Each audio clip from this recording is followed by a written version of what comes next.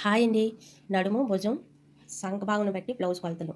నడుము మీ నడుము సైజు 28 అయితే భుజం మొత్తం 5, నెక్ 2, భుజం 3, సంక 5.5 తీసింది. 30 అయితే 5, భుజం మొత్తం 5, నెక్ 2, భుజం 3, సంక 6. 32 సైజ్ అయితే 5.5, 2.5, 3, 6. 34 సైజ్ అయితే 5.5, 2.5, 3, 6. 36 సైజ్ అయితే 5.5, 2.5, 3, 6. 38 సైజ్ అయితే 5.5, 2.5, 3, 6.